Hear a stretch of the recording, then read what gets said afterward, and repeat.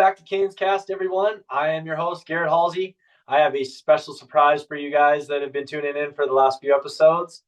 First, I want to just say I did not get an episode in between the Louisville game and the Boston College game, so I apologize for that. But I hope to make it up for you with a lot of good content with this episode. And with that being said, here's your surprise. We have one of our original hosts, Phil, back with us this week, guys. He had a few things that kept him away from doing recordings the last few times, but he is back. He is, I believe me, he is ready to talk Hurricanes football. So I'm going to say a couple of quick things.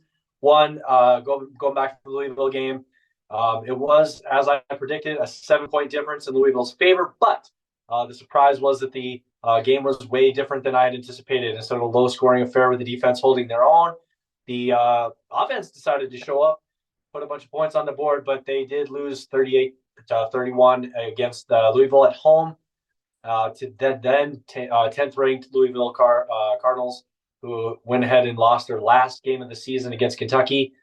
But what was nice and a good surprise was that offense was able to go ahead and come back the next week on the road against Boston College and go ahead and put up 45 points and win convincingly 45-20 against Boston College. So I have to sit here and say, for one, I was surprised by those showings on the offense, much as well as surprised that the defense did not go ahead and show up for the Louisville game as much as I anticipated, because they were playing pretty good ball on their side up for the last month and a half prior to that. So with that being said, let's go ahead and turn it over to our buddy Phil and tell us, what have you been thinking about the Miami Hurricanes and how they ended up their 2023 regular season, buddy? Well, yeah, Garrett, thanks for reintroducing me back in here. It's been a minute for sure. It's I had some things. My wife and I bought a house, moved, did a bunch of things. So yeah, like Garrett said, we've been pretty busy. I appreciate him, continuing to hold down the fort with that. But yeah, it's been a interesting season, I guess I would say. To touch on the stuff with Louisville, there's that game was a game that, I know you believe too, we could have won. We probably should have won. A top 10 win like that would have been great. The Howard Schnellenberger Trophy would have been pretty cool to have stay in Miami for the first time. But it just felt like one of those things. Kind of the season has been, when one plays well, the other doesn't. Against NC State, our defense played really well. Our offense did nothing. And here we go against Louisville. Our defense that's, kept us afloat through the games that, the offense really struggled for multiple weeks, more than a month, decided to, have a pretty bad game and get us into a shootout, which, surprisingly, we did better than we thought in. But yeah, been a tumultuous season, just because we know, as we say every year, that the talent is there to do better than we did. Last year was a throwaway. We've dissected that ad nauseum, but we were really excited after the first couple games. For first 4 games, this what we saw following was a completely different team. And I know you probably touched on the moment that felt like the turning point in the season, that Georgia Tech game. That was, let me just say, first of all, as we all know, that was not a fumble. Don Chaney, who is no longer with the program, he's entering the transfer portal, or I guess can't say that. Maybe he comes back, but that wasn't a fumble. Is like first fumble. The guy never fumbles, and that still wasn't a fumble. The fact that was called a fumble was ridiculous, but we should never been in that position to begin with. Should have kneeled the ball. And then for the defense to let him get behind like that, terrible. And that kind of set the course. It felt like for the season to lose some of the games that we did. We've said that for years, that when the team loses, it tends to kind of snowball a little bit. I will give this team and this regime a lot of credit in the sense that they did rebound. That Clemson win looks better and better every week. They're ranked now. They came in and we got the job done. I don't love that in the Clemson game and in the Virginia game, Cristobal felt like coach scared, would not take, any shots when you had the ball and time left at the end to potentially try to get in field goal range with one of the best kickers in the country. Refused to, dodged it both times, won the game in overtime in both cases. So ultimately, he was proven right. Made the right call there and got it done. But I just don't love, basically showing no faith at all, which to me speaks volumes to maybe a little why the offense played the way it did. There's just no confidence from the coaching staff, no confidence in the offense there. And it tend to get everything tends to snowball out of control. In past years, I feel like those teams would have lost to those games. really without question. Maybe they beat the Virginia, win against Virginia, but I don't see them beating Clemson. That was a bugaboo game. Got that off the back. You beat Clemson, had our number the last couple of years. That's important to me. But if you don't lose that Georgia Tech game, I wonder. I do. I wonder. And I'm not saying this team would be undefeated, but I wonder, did they go to North Carolina and have a better showing and win that game? North Carolina, look at them now. They're not, world beaters like everybody thought. Their whole team's about to change, losing Drake May. Who knows what they're going to be in the future. But this was a team you could have got them. You could have beat them, and potentially kept the season afloat. I'm 100. I guess you're never 100% certain, but I'm fairly certain with the way we went up and played Florida State in Tallahassee. With Jordan Travis, that had the roles been flipped and it was like Florida played them with Rodemaker, we would have beat them. We would have beat them the way we played that game in their house. So there's a lot of things I'm excited about, but once again, the transfer portal is changing a lot of things. We know now Van Dyke is no longer going to be there. Chaney, I'm assuming he's gone regardless. Chaney and Flag, who knows? Van Dyke, when he got benched, it kind of felt like the writing was on the wall for me. We're getting into a very interesting time of the year. Waiting to see what bowl game we have. That win against BC was huge. It was a great way to end the season. And, it guarantees a winning season. So there is progress being made. We have different viewpoints on Cristobal, I think, a little bit. I'm not happy with a lot of things, but I think I'm a little more I'm a little less critical than you are, at least off camera, of Cristobal. And while there's a lot to be critical about, I really do see, as far as building from the ground up, what he's doing, he's putting a team together that is, with the recruiting classes we have on tap, what we've brought in, the amount of snaps that these true freshmen have got this year, the core is there for some really, really big time potential. And these guys are getting some really good reps right now. And that excites me. Obviously, the quarterback is the ultimate question mark. That excites me, though. I can't wait to see what that's going to bring. I think the groundwork's being laid. Does he last it? Because you got to do something with that. You got to continue. You got to win with what you bring in. We know that. But he's recruiting on a level and building the framework and the groundwork here and putting the pieces in place, the foundation that we haven't seen in a long time in Miami. And I think it's already starting to show itself. And the foundation is going to be there to be good for a while. Now, can he capitalize on that? Can he win? Because that's been the biggest question. He's won, he won at Oregon. But let's be realistic here, too. A lot of what Dan Lanning and the success Oregon's seeing is from what Cristobal left. So he obviously showed that, that he could build a program in a much, much, much colder recruiting bed than what we have in South Florida. So excited about the future, excited to see what the bowl game's going to be. Let's go into this bowl game and let's get a win. We haven't had the opportunity the last 2 years with having to punch away, the bowl game 2 years ago with COVID. And then last year, obviously not being bowl eligible. Let's go get a bowl win, which leads me to the biggest question. I'm going to toss it back to you, though, Garrett, is will we even have a quarterback? Because with Van Dyke transferring, Emory Williams is out. Would have been perfect reps for the guy who we think, or the coaching staff thinks might be the quarterback of the future. Jakari Brown, that's the biggest question. Does he stay? Does he use this as a launching pad to potentially have a huge game and say, no, I'm the quarterback of the future. I really have gotten better, and watch me go out there and ball. Well, that's probably the most important thing to end this season, is to put a punctuation on a season that was, what the hell was it? Was it we are good enough to win our first 4 games, or are we the team that fell apart for a month and a half and couldn't put offensive football like junior high level offensive production out there against teams that were in college? It was pretty hard to watch and know what to make of what we are really, where are we at as far as the program. So what really concerns me is that when we came off of a bye week with all the momentum on our side, we came out with a dud against Georgia Tech. Now, going in these bowl games, you sit on your practice field, you get some extra reps in, but is this team going to show up and be ready to play to end the season, to put a cap on, hey, are we rolling in the right direction, or are we rolling in the wrong direction?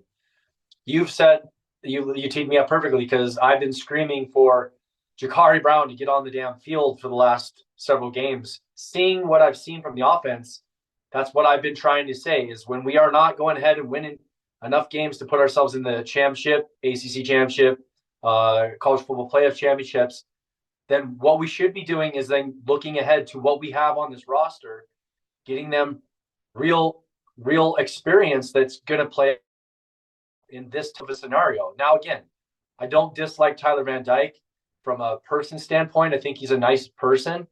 But what I've been screaming from anyone that's watched these episodes is that this is not the kind of guy who you build your program around, and then, like, he's not taking us to the next step. I'm sorry. It's been shown in 3 seasons of football now that he wasn't that guy. He can play good in certain times. He can play good in spells, but he was not the type of player that just a program gravitates and is uplifted because he's that inspirational leader. He's that competitive leader, because you do not see that from him, whether it's in the interviews after the game, whether it's on the sideline, or whether it's in the middle of plays during his demeanor. It is screams to me that he's a passive kind of guy. Now, if he goes on and has success in his next stop here next year, and then he goes on in the NFL and plays really good football and is a great career, I'll sit here and point to myself and say I was wrong about the guy. But that's what I've been telling you. I've been seeing you and me talk a lot about this team off camera. So I want to see Jakari Brown get on the field, but what concerns me now that now you're going to put him on the field after all these opportunities that you could have had. You could have played in 3 more games this season in real scenario to know, hey, you have a chance here next year, son. Now you've got your opportunity to take a whole game. There's nobody behind you. You literally have the golden opportunity to show what you're made of. Now, you said it. If he steps up and he plays in this bowl game and he shows, hey, this is what you dummies have been missing out on. This is what I'm capable of. And again, what I say about his athletic ability is that you make up for a lot of deficiencies by just being able to break a tackle. I was talking about the quarterback who plays at Alabama this year. The guy who was relatively was replaced early in this season is now playing at a level that he has everything in front of him. He could very possibly win an SEC championship if he beats Georgia. That would put them in the college football playoffs. He would have a chance to win a national championship this season. But what he needed, you saw spurts of it last year when he came in for Bryce Young, who was the number 1 pick in the NFL. So you had this ability to see what he was capable of, and it's a lot of it's just kind of you take the snap in shotgun, and you not necessarily, it's not just hit plays like on like they're dialed up, like they're everything on timing. He rolls out. A lot of times he has a broken play, and then he turns it into a 10-yard run.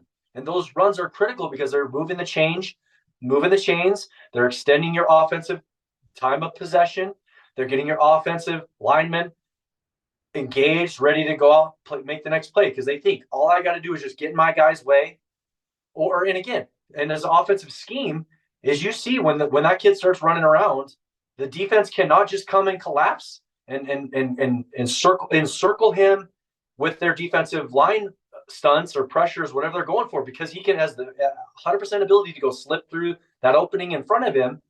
You've got to play honest. And I'm telling you, I'm sitting there watching the Auburn game and replay, and you can see after he makes a big play with his feet, the Auburn defensive line is playing flat. They can't get depth on their ends. They're not rushing down the field and getting behind him where they have the opportunity to sack him, because they have to play in third gear instead of fifth gear when the ball snaps, because they know exactly where to come get to him. They know exactly how deep he's going to be. They have to play in a much more honest fashion. And again, that's what pisses me off about Miami's football team this year, is they've ran that same formation all season long, where they're in shotgun snap, doing a read to this running back, and it is literally no threat whether I am keeping this ball or handing it off to this running back.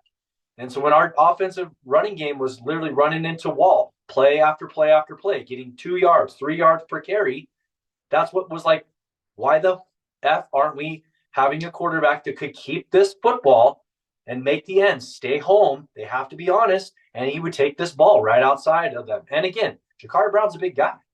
Well, the last time we had an athletic quarterback, he was a smaller build, but he was successful, because it's hard to gauge that defensive scheme on defense. It's hard to gauge against that offensive production. So now we don't know. We don't know, because Jakari Brown could be out the door just like everybody else that's going to hit the portal on this team. So with that being said, Flag, I thought, is a decent player, but he has, he's in my opinion, he's stopping younger guys from getting opportunities and reps next year that I think have a higher ceiling than he has. Don Chaney, I don't wish him any ill will, because like you've said, that game against Georgia Tech where it was really, his play that messed up that game. He wasn't. He's really at this point only taking reps from guys behind him that need to get on the field. Chris Johnson, Mark Fletcher needs more carries. AJ Allen, I think, is plenty talented and he can really go. So that's what we're gonna find out in the next 3 or 4 weeks from this Miami Hurricanes team, who is going to be on the team going forward. Which again leads me go back to Tyler Van Dyke. Now again, what the hell did you gain by keeping him in the games and all these games that were maybe he wasn't playing well, or now that we're out of the game, you put the backup in because you could have got a chance to find out, do we have anybody? Is there anybody that's going to be worth a crap to play in this very last game? And this is very important. We have not played in a bowl game with any meaning in 3 years.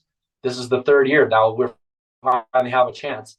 You have to show progression. You got to show that these extra weeks of practice are doing you some good, setting yourself up for 2024. I'm telling you, if we're 7-5, 8-4 in 2024, that's not good enough. Mario Cristobal needs to be shown more. As you said, I'm not as high on Cristobal right now. I'm seeing a lot of things that are outside of his recruiting ability. When it comes to game day and having this team ready to play good football, I'm not seeing that. I'm not seeing a coach that has the goods to take this Miami program and get it the heck off of the mat, put us back into where we're playing meaningful football games at the end of the year. I haven't seen that.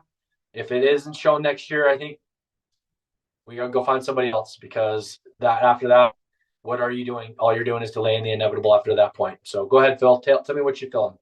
Yeah, I mean, you're right. You got to prove it, but I just think that Chris Ball being, an alumni, a champion, how long he bleeds the colors and everything. I think he's going to get a little more leeway, but you're right. It has to be progress. There has to be tangible progress. I think the expectation is that if not next year, definitely the year after, Miami needs to be knocking on the door of, hey, we're in the college football playoff conversation. And there's really no reason, and a now lot of teams can say next this. year you have 12 teams that can make the playoffs and have a chance at the championship next year. Exactly. So you cannot.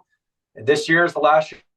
4 teams. We're going to go into this offseason with this team deserves it. They're being left out. Blah blah blah blah blah. 12 teams is plenty. There's plenty of opportunity to have a decent season, lose a game or two, but still have that ultimate goal in mind. I will preface that at the end of that, there will be teams, no matter what happens, that think that they deserve that it's 12, 11, 12 spot that don't get it. We know that conversation's coming. The narrative always changes. The goalpost is always going to move on some level. We know that's coming.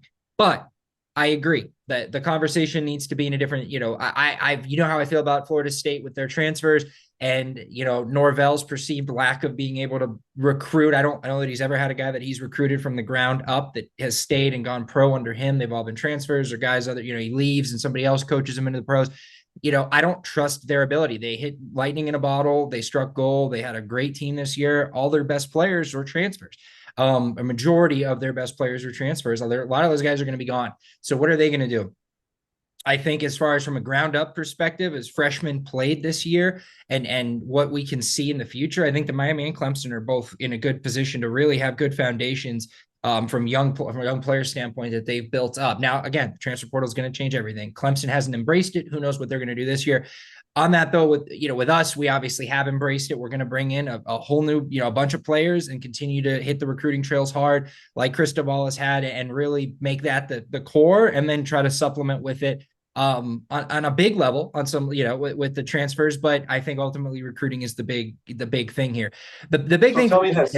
So Phil, tell me this. Of the freshmen that got experience this year, who are your 5 players you are most looking forward to? I can't get on the camera. 5 players you're looking forward that got experience this year, true freshmen that you think this program is going to be built around. Let's go ahead and say, if Mario's been doing his goods, which is recruiting, who are the players that this is the foundation, this is the team that in a year, next year, year 2 maybe, that once they've been on the field long enough, you have pro players again. Because we can't even sit here and say it's Miami is pro player you anymore.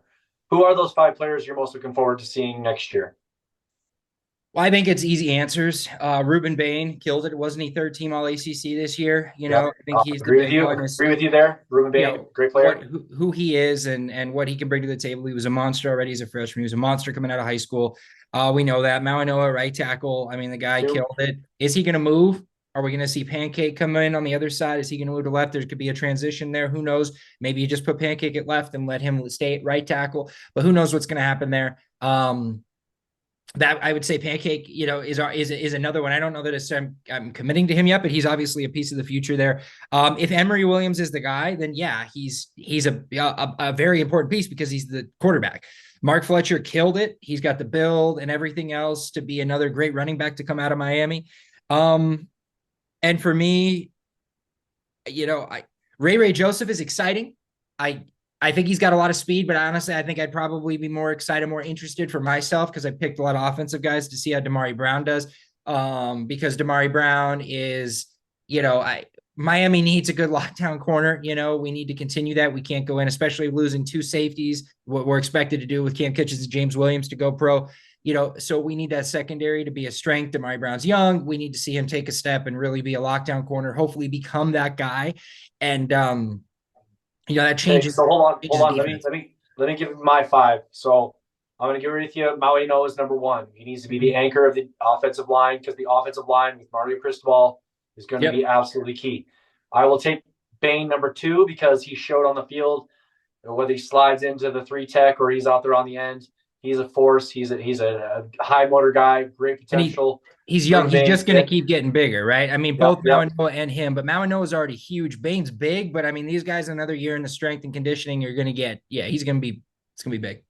So Mark Fletcher is number three for me because I think he's had a 100-yard game, a couple of touchdowns. He's really starting to find his stride.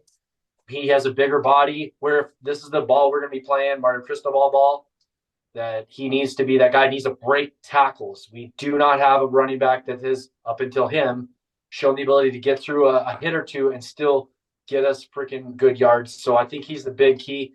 Another year for him in the Number strength four for program too me. is big. Yep. Number four for me is Jaden Wayne on the other end of Bain because, Wayne and Bain, we kind of had that Batman thing. We were hoping to see more of that. I think he's gotten a feel for some of the game. I think he's going to be huge. And then the last one, like you said, Damari Brown is for me. Like we've had all these South Florida quarterbacks headed off to other programs now playing in the NFL that I think it's finally one we locked down. I think he's got major potential and I'm really excited to see what he will bring and so we got two offense and three defense for me. And I agree with you, Phil.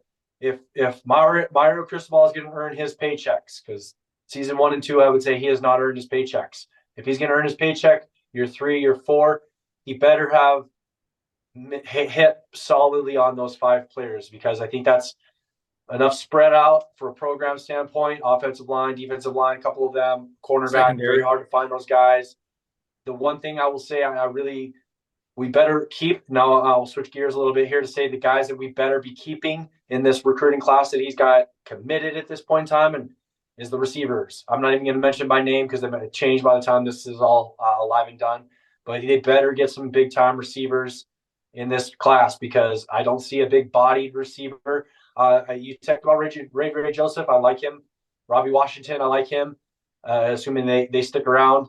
But we got to get some guys above 6 foot that have some speed, some strength, and some go up and playmaking ability. Some more. What I do hope we keep on in this going Oh yeah. forward again.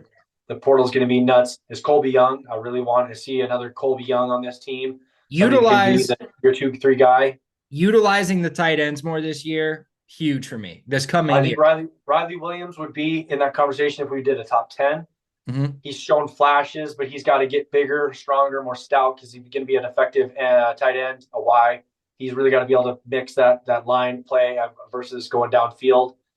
So, yeah, I would say that Jackson Carver, I think he played early in the season. Maybe he got hurt or whatever it was. We didn't see a lot of him at the end of the season. But we have another tight end coming in on this class. Again, my personal opinion is that recruiting – it's harder to say. I get really, really amped up for these guys coming in because with the portal, it's a year. Sometimes these guys are gone.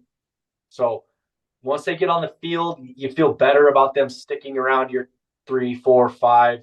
But when they come in the red shirt, you never know. They could get discouraged and be out the door just as fast as they come in. So the wide receiver position is one I've really got to say. Safety position, we got a big time one from Shamana Madonna coming in.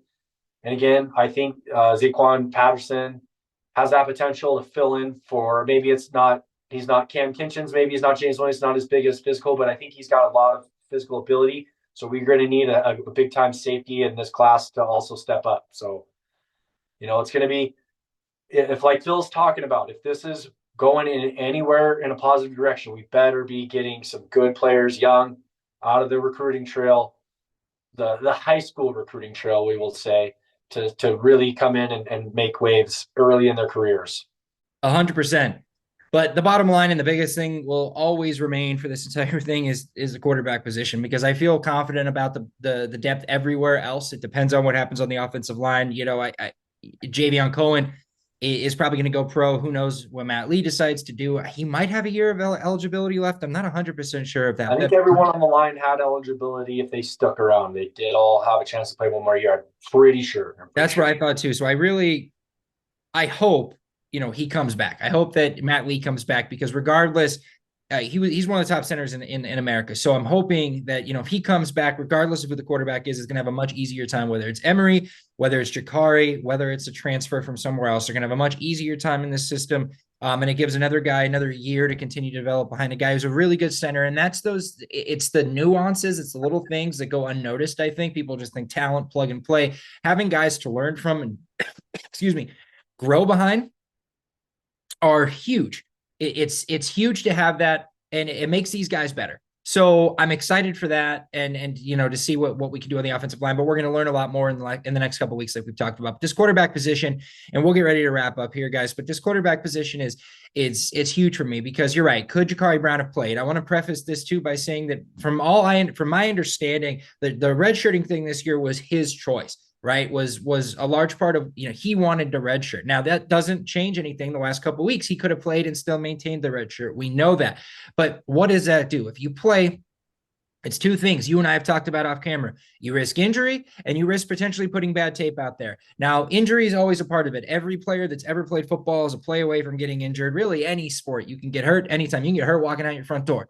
But the bottom line is, if injury is one thing, he doesn't get to show it, and then he might be stuck, doesn't get to transfer where he potentially wants to transfer. If this is ultimately about transferring, because he's taken this year to become a better passer, learn the game, read defenses better. That's what we're assuming. That's what we're hearing from the coaches. He's continued to improve. But if he takes this and he wants to go somewhere else, and he's thinking another big time program, he was a highly recruited guy, then putting bad tape out there isn't going to be good for him. And let's be real, this is his now. We understand. I think the whole starting Van Dyke thing is giving yourself the best position, best chance to win it's a safety net standpoint. Jakari Brown, higher ceiling. He could come in, kill it, and it's good reps for the future. But what happens if you don't win that game against Boston College? Well, then this bowl game has everything against it to potentially be, your winning season, and you don't know who you're going to play, what that's going to be, who's going to leave. So there's a lot more certainty in starting guys against that final game, because they're going to be around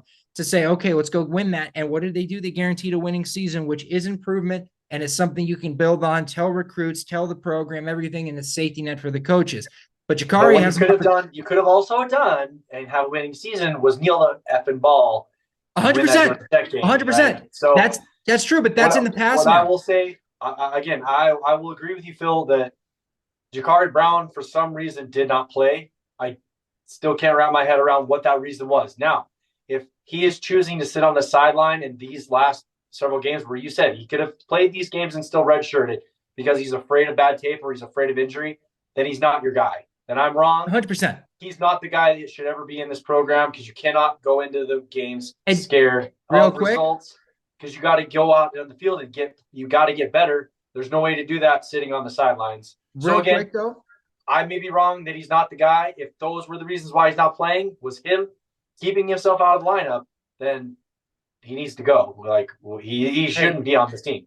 I am not saying in any stretch that is what he's doing. We don't know what it is. Yeah, we don't know. We don't know. The bowl game is going to There's tell you a lot, because if he doesn't play in the bowl game, then it's 100%, meaning because he's going to transfer. Then those were the reasons that his intent was to transfer the whole time. And Miami's going to have to waltz out a guy who is not a scholarship quarterback. And maybe that guy comes on and kills it and does well. You get a guy like maybe Baker Mayfield's in our system here, and we don't even know, and he comes on and kills it and does really well. You don't know, I guess, but that's not going to provide a lot of hope, and it's going to swing the line pretty heavy probably in whoever's favor, on top of other guys that are going to sit out. Are Cam and James Williams going to play when they're going pro? Probably not. We don't know, but probably not, because, unless it's a New Year's Six game or a playoff, these guys aren't going to play risk injury before they go pro. We've seen that enough now.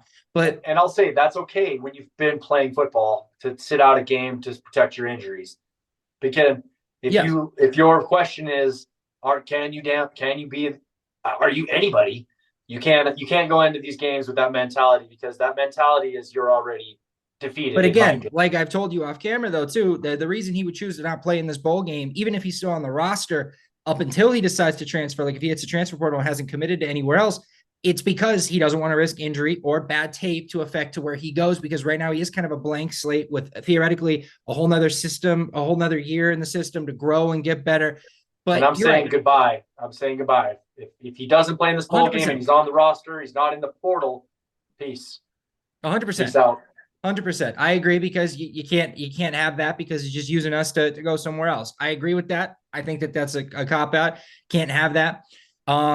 There's some, I'm interested to see again what happens. Is Emory Williams gonna just automatically be the guy? Something that we don't know here is he could come out, because maybe this is partly the coaches looking at it and saying, man, he's just not practicing well, we don't want to put him out there. But I do want to say there's a difference between practice and games. There's guys that are notoriously bad practice players, but then they're gamers. They play well during the game, and then that goes both ways. Yeah, you don't find that out until they get on the damn field. And he could be that guy. He could be that guy. And we're talking hypotheticals. Quarterback more than any other position, because it's about learning where your guys are going to be on the field. Like, it's one thing to be a receiver and like get experience, get out there running the field, but on the quarterback level especially, you can't improve in your passing game. But again, we know the guy can run. Reading defense. That's all he has done so far. You can't get on, and we've talked about that pass against Florida State last year where you can't hit a guy wide open down the field. Clemson. Well, this guy's never been able to get on the field and make a mistake yet. Yeah. Tyler Van Dyke's been given a million opportunities to make a million mistakes, and nobody's pissing and moaning about him being on the field. Well, a lot of people are. But he also misses a lot of plays, right? And again, they didn't go out and give him the hook. They did this year at some point, but they gave him 1,000 opportunities to go out there and piss plays away. So again, what pisses me off is that you're holding the standard to two different. I don't know why. I can't sit here and getting those catches' heads and understand why. But it seems like you're holding the standard for two different players is mixed up. You're sending mixed signals. Like, allow the guy to get on the field and miss a damn pass wide open. Okay, get him out there and let him miss another one. Or maybe, hell, he'll finally figure it out where to freaking throw that ball. But he can't do it sitting on the sidelines, not any game opportunities. And you can't expect the guy to grow when you only give him the chance to keep the ball and run the damn ball too. You know what I'm saying? So again, I got mad. Right, is you're holding the standard for the same position. Two different guys. You're not straight line. This isn't program. This is like a vendetta, is what it's felt like to me. And again, I hope I'm wrong. I hope he gets a chance to show that he has the goods, because I think he does. I think I've seen enough to say if this guy's on the field, he'll progress. He'll get there. It's not here this year, but who the hell cares? We're not playing for anything. Let him get out there and put on the field and get better. Let him get better. Let him make mistakes this year, so next year we're that much farther along. Why hold off? And now all of a sudden, now next year, now when it's important to start over, we still don't freaking know. I think that he's, Van Dyke again. The team was cemented to the idea that he was the guy. He was gonna do it, and we've seen Van Dyke play well and then play terrible. I will say it would have been interesting to see him in the same system for another year. We haven't seen that yet, but you're right. The job is Brown's right now. He's the only guy that is going to play if he wants to play. And this whole thing, it's going to be must-see TV for all Hurricane fans, because we want to see what he can do. Even if he's bad, you got to wonder, okay, what if he had more reps? What if he had more opportunity? We will never know that. Whether or not that was purely coaching, whether it was him, or whether it was both. And this bowl game is going to tell a lot. I'm interested to see it. I know you are. But again, I think that it was just self-preservation from the coach. And then obviously they just trusted Emery for whatever reason to not, he wasn't going to turn the ball over. And I will say that Emery has shown heart, I think, a little more than Van Dijk has. I'm going to be interested to see where Van Dijk goes, where he plays. I was very excited about Van Dijk. I thought he brought a lot to the table. I was excited going into this year, and especially after the first 4 games, seeing the kind of game he put on against Texas A&M. But it makes for a very interesting couple weeks. And then obviously the recruiting class, we haven't even touched on quarterbacks that, trying to come in and could be potentially the future. Yeah, You're big on the honestly, I dual can tell threat you that type of guy. I don't like having the one guy because he's Emery Williams. He's a copy and paste of the same guy. I think they need to now. There's some talk that they go out. They have this quarterback on this really talented team that they're going after. I don't want to sit here and get ahead of myself, but I think you need two. I think you need a guy that's sure keep Jack Allison. He could be the next great thing, but I think you need to go get another guy that's got potential, a different style of potential than him to go one way or the other. You need to give them both an opportunity to do it. Because again, I agree with you. Yep. Quarterback's huge. You got to get a quarterback, two of them this year that are one's a Well, here's the prototype thing. pass type guy and another one with a dual threat capability. Here's the thing. I think we've gone over a lot. We've dissected a lot today. We're going to go over it more in the future here. We'll know more next week when we're back, guys. I'm planning to be back on this and continuing to roll with Garrett on the Canescast as we get closer to bowl games. And then obviously we'll have hopefully an idea of who we're playing in the bowl game. I'm going to wrap it up with that as we've And I think dissected this. I'll say a lot quickly, today. we will try to keep episodes coming outside of football season with the basketball team, Yep. maybe even with baseball season to fill the summer areas. Our intention is to keep episodes coming out, guys. Really appreciate you being with us. Glad Phil's been back. It's been awesome having a good conversation with him again. Thanks, All about guys. the you guys. Go Canes.